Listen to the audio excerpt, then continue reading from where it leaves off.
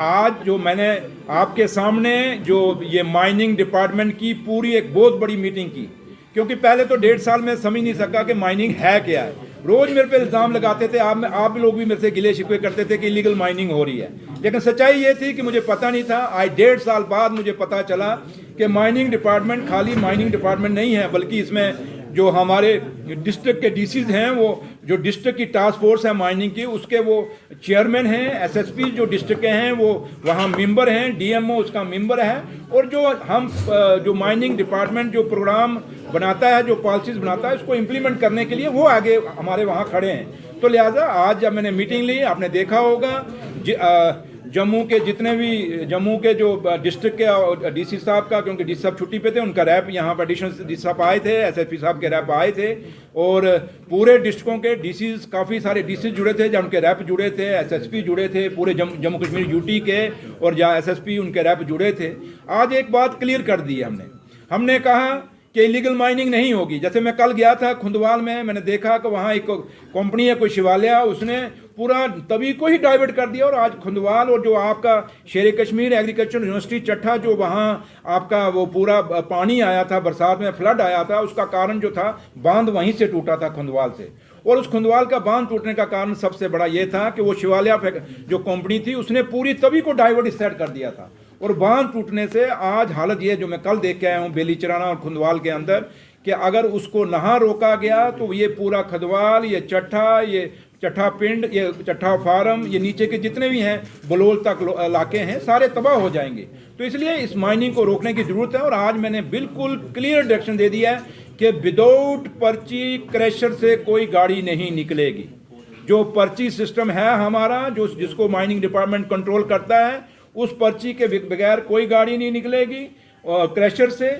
और दूसरा है कि जितनी भी गाड़ियां हमारी जो माइनिंग में क्रैशरों पे डंपर्स हैं, जहाँ ये अपना जो रेता बजरी का काम करते हैं माइनिंग का, कोई भी गाड़ी, ये आप भी सुन लीजिए, विदाउट जीपीएस नहीं बाहर निकलेगी।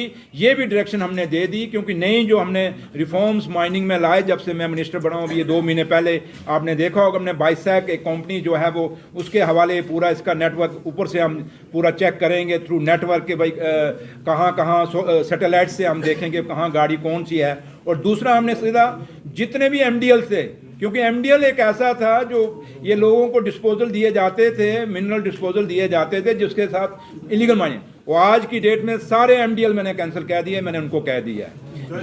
जितना भी एसटीपी जो शॉर्ट टर्म परमिट थे, उन पे बड़ी बड़ी कंपनियों को दिए गए। मैंने कहा उसको भी, मैंने सेक्रेटरी साहब क्योंकि नया उन्होंने ज्वाइन किया, मैंने उनको डायरेक्शन दे दिया है, जितनी भी एसटीपीज हैं उनको रिविजिट करिए, अगर कैंसिल करने की जरूरत है तो कैंसिल करिए। कोई भी कंपनी की गाड़ी, कोई भी क्रैशर की गाड़ी विदाउट जेपीएस नहीं निकलेगी, विदाउट पर्ची माइनिंग पे नहीं निकलेगी। ये आप लोगों को हम आज ये जो रेता बजरी के जो रेट, ये जो मैंने आपको पर्ची कही ना, जब ये पर्ची इंप्लीमेंट होगी, क्योंकि आज तक जो जाता है, मैं वही कह रहा हूँ ना कि ये जो पर्ची आज हमने इंप्लीमेंट की है, अब इलीगल माइनिंग नहीं होगी। जब लीगल पर्ची से सब कुछ जाएगा, फिर हम कंट्रोल करेंगे उसके बाद। अभी तक रेट्स हैं कोई, इसके कोई मिनिमम मैक्सिमम क्या रेट है? Mining as it is mining department से कोई वो नहीं हुआ, लेकिन ये चीजें आप लोगों ने बड़ी बड़ी मेरे नोटिस में लाई हैं। मैंने कहा ना, जैसे आज मीटिंग जो मैंने की, इतनी बड़ी मीटिंग आपके सामने हुई, आपने खुद देखा है कि वर्चुअल मोड, कश्मीर पूरे से वर्चुअल मोड पे ऑफिसर सारे जुड़े हुए थे, डीसीज एसएसपी जुड़े हुए थे, जम्मू के भी जो आउटर जितने भी डिस्ट्रिक्ट हैं, किश्तवाड़, डोडा, राजौरी, पुंछ से सारे डीसी एसएसपी जुड़े हुए थे। आज बड़ी क्लियर कट एक मीटिंग हुई है, और क्योंकि मैंने कहा कि 1.5 साल मुझे भी समझने में लगा। अब मेरे सेक्रेटरी साहब नए आ गए हैं, क्योंकि चलो अभी पुराने सेक्रेटरी थे, उनको पता था, लेकिन अब इनको समझने में टाइम लगा। नहीं, मुझे समझ है, रेट फिक्स करने पर कोई काम मैं करेंगे इसमें, हाँ यस, क्यों नहीं करेंगे, लेकिन इसमें आप लोगों की सपोर्ट की जरूरत है। आप लोग भी, आप मीडिया के जो लोग हैं, सजेशंस मुझे दीजिए, इन राइटिंग दीजिए, ठीक है? यहाँ आप मुझे क्वेश्चन पूछ देंगे, बट उससे नहीं, आप इसमें कैसे। और आज मैंने एक और डायरेक्शन भी अपने सेक्रेटरी को दी है माइनिंग को, कि हम देखें कि बेस्ट माइनिंग पॉलिसी कौन सी है। कुछ जैसे उत्तराखंड के लोग कहते हैं कुछ वहाँ की बेस्ट पॉलिसी है, कुछ कहते हैं हिमाचल की माइनिंग पॉलिसी बेस्ट है। अगर वहाँ की बेस्ट हुई और मुझे यहाँ की माइनिंग पॉलिसी अगर बदलनी पड़ी तो हम उसके बदलने के लिए भी मैंने आज अपने सेक्रेटरी साहब को डायरेक्शन दे दी है। इसलिए मैं आप पत्रकार जो हैं, मैं आपसे भी रिक्वेस्ट करूँगा कि इस पॉलिसी में चेंज आप थोड़ा सा, माइनिंग पॉलिसी आपके ये उस पर है, नेट पे है, आप इसको पढ़ लीजिए। अगर आप कोई समझते हैं या आपको कोई आइडिया है, जो सीनियर जर्नलिस्ट हैं या नए जर्नलिस्ट हैं, अगर आप समझते हैं कि कुछ चीज़ें ऐड करने की जरूरत है या कोई डिलीट करने की जरूरत है, आप भी दे सकते हैं, ये भी आपके लिए। और नई पॉलिसी जब आएगी मैं पब्लिक डोमेन में भी छोड़ूंगा। बट इतना मैं आपको अश्योर करता हूं कि नई पॉलिसी भी हम लाएंगे इसको चेंज करने के लिए, जहां जहां खामियां हैं इस इलीगल माइनिंग को रोकने के लिए वो भी दूर करेंगे। और जो आपने बात कही कि भाई ये रेट जो है आम लोगों को, जो कस्टमर है उसको सस्ते रेट पे जैसे 2019 से पहले मिलता था, ये बाद में महंगा हुआ जब ये नई पॉलिसी आई, तो उसको भी हम कंसिडर करेंगे। लेकिन मैं इतना जरूर कहूँगा इतना जल्दी नहीं हो पाएगा, बट आपके सजेशन की जरूरत है और थोड़ा सा हमें टाइम दीजिए। काफ़ी चीज़ें हम आप सुधार रहे हैं, जैसे आज पर्ची का मैंने कह दिया आपको कि विदाउट पर्ची आप भी कभी अगर निकलते हैं तो गाड़ियों को पूछ लीजिए पर्ची है। और मैंने ये भी कहा कि एक पर्ची पे 4 फेरे 5 फेरे नहीं लगेंगे, एक पर्ची पे एक ही फेरा लगेगा। ये सारी चीज़ें आज बड़ी एक घंटा मीटिंग चली है, मैंने सारी डायरेक्शन दे दी हैं। लेकिन मैं फिर भी आखिर में आप सबसे यही कहूँगा कि आप लोग भी हमें सपोर्ट करिए। ये इलीगल माइनिंग मेरे कान भी पक गए हैं, लेकिन आप भी थोड़ा सा हम कुछ कई लोग बयान देते हैं, उन बयानों के बजाय थोड़ा सा प्रैक्टिकली आप भी, जैसे तवी है, मैंने उनको कहा तवी को बिल्कुल सील कर दीजिए, कोई इलीगल माइनिंग नहीं होगी। और डिगिंग 1 मीटर है तो 1 मीटर से नीचे कोई नहीं जाएगा। ये सारी चीज़ें मैंने आज कही। सर पिछले कुछ दिन पहले ना आपने बड़ी अटपटी बात है कि एक चीज बिक रही है, उसका कोई कंट्रोल ही नहीं है और सरकार का कोई कंट्रोल और कमांड। सिस्टम था मेरे हाथ, जब ये चिड़ा हुआ सिस्टम जब हमारे हाथ में चढ़ा है तो उसको सुधारने में टाइम तो लगेगा। लेकिन मैंने कहा ना कि हम जहाँ तो हमने बिगाड़ा है, जहाँ हमने पॉलिसी बनाई है, ना पॉलिसी हमारी उमर अब्दुल्ला सरकार ने बनाई, ना हमने ये माइनिंग का माहौल बिगाड़ा। केजरीवाल साहब इस पर सबसे अच्छा बयान दे सकते हैं, कहते हैं जिस तन लागे ओ तन जाने, क्या जाने पीर पराई। तो केजरीवाल साहब ने ये पूरा केस भुगता है और उन्होंने लड़ा है, फाइट किया है, और आज अगर उनको ऑनरेबल कोर्ट ने बरी किया है, क्योंकि हिंदुस्तान की जुडिशरी पे हर आदमी को मान है, और हिंदुस्तान की जुडिशरी पे और हिंदुस्तान के आइन पे लोगों को एक भरोसा है। और आज जब केजरीवाल साहब आए हैं, बाहर निकले हैं, तो ये एक सच्चाई की जीत है। और केजरीवाल साहब ने जो हमेशा कहा कि भाई मेरे पे जो इल्ज़ाम लगे हैं वो सही नहीं हैं, तो आज वो चीज़ साबित हुई है। तो ऑनरेबल कोर्ट ने और हमारी जुडिशरी ने, ऑनरेबल जजेस ने जो फैसला दिया है, काफ़ी सोच समझ के दिया है, और मैं हिंदुस्तान की जुडिशरी को मुबारकबाद देता हूं और केजरीवाल साहब को भी मुबारकबाद देता हूं। और जुडिशरी को इसलिए मुबारकबाद कि उन्होंने इंसाफ किया, और केजरीवाल साहब को इसलिए कि उन्होंने जो एक जंग लड़ी, एक जो लड़ाई लड़ी, उसमें उनकी जीत हुई है।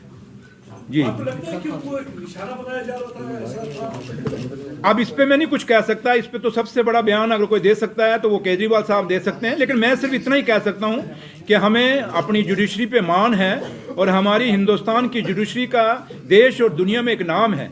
और आज जो जुडिशरी ने फैसला दिया, ऑनरेबल जजेस ने फैसला दिया है, वो बाबा साहब भीमराव अम्बेडकर साहब का जो आइन है उसका सम्मान हुआ है। तो इसलिए आज जो फैसला हुआ है, जो एक भरोसा आपको, हमको, और क्योंकि आप जिनसे मैं बात कर रहा हूँ, आप भी एक स्तंभ हैं इस डेमोक्रेसी के।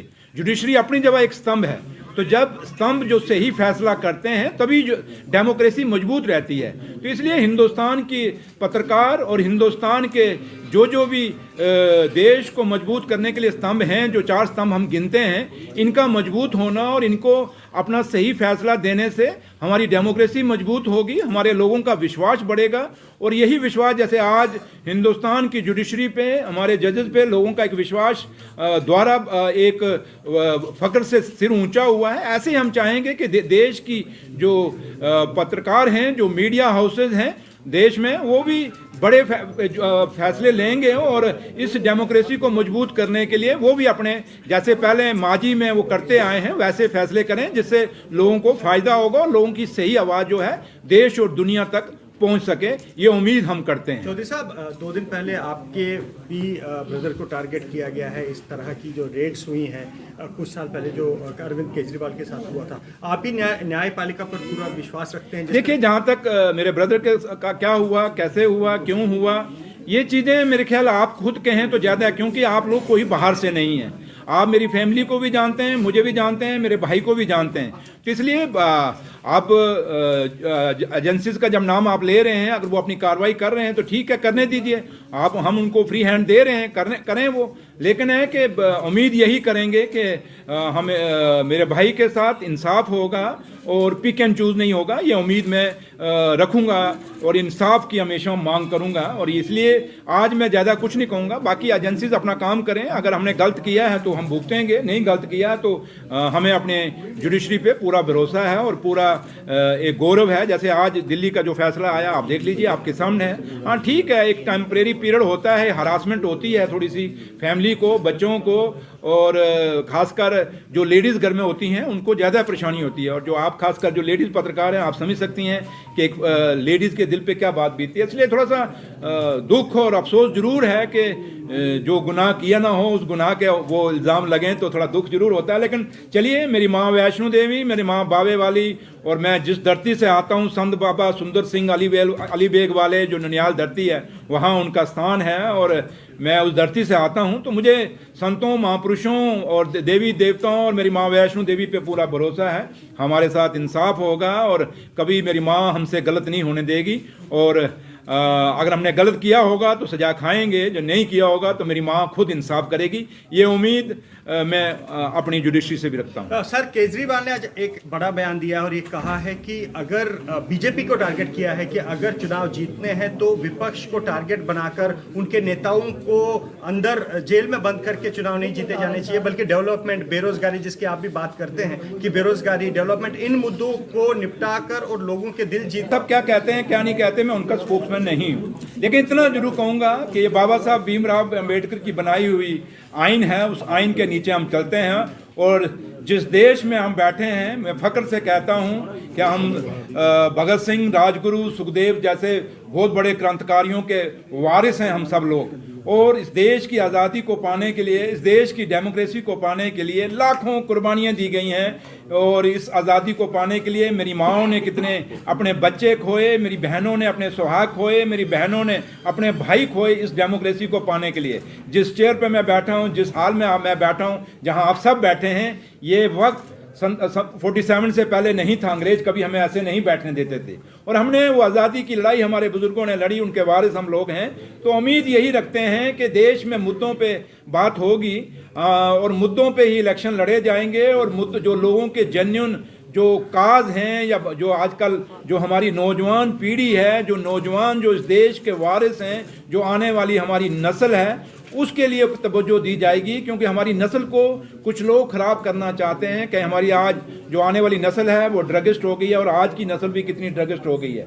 और बेरोजगारी बहुत बड़ा मुद्दा जो है आज देश में और ख़ासकर जम्मू कश्मीर में खड़ा है हमारे सामने। इसलिए आज नौजवानों को उनके ग्रीवेंसेस को एड्रेस करने का हमें कोशिश करनी पड़ेगी, चाहे वो जम्मू कश्मीर की सरकार है, चाहे वो दिल्ली की सरकार है। इसलिए हमारी सोच, हमारे विचार लोगों के मुद्दों के ऊपर होने चाहिए, ना कि हम एक दूसरे के ऊपर इल्ज़ाम लगा के उनको बदनाम करने की कोशिश करें। मुझे लगता है कि किसी भी पॉलिटिकल पार्टी के हों, और ये बात मुझ पे भी कहीं ना कहीं लगती है। इसलिए हम सबको मिलके, आज के जो पॉलिटिशियन हैं, हमें मिलके बात रखनी चाहिए। और बात रखनी ये चाहिए कि जिस मुद्दों के लिए लोगों ने हमें चुन के भेजा है, उन मुद्दों के लिए काम करें, ना कि हम अपने एक दूसरे के स्कोर सेटल करने की कोशिश करें। तो लिहाजा आपकी बात सही है कि आज देश में मुद्दों पे बात करने की ज़रूरत है और पॉलिटिकल पार्टियों को मुद्दों पे बात रख के इलेक्शन लड़ने की ज़रूरत है, ना कि हम एक दूसरे पे इल्ज़ाम लगा के कहीं ना कहीं एक दूसरे को बदनाम करके काम करें। ऐसा नहीं होना चाहिए।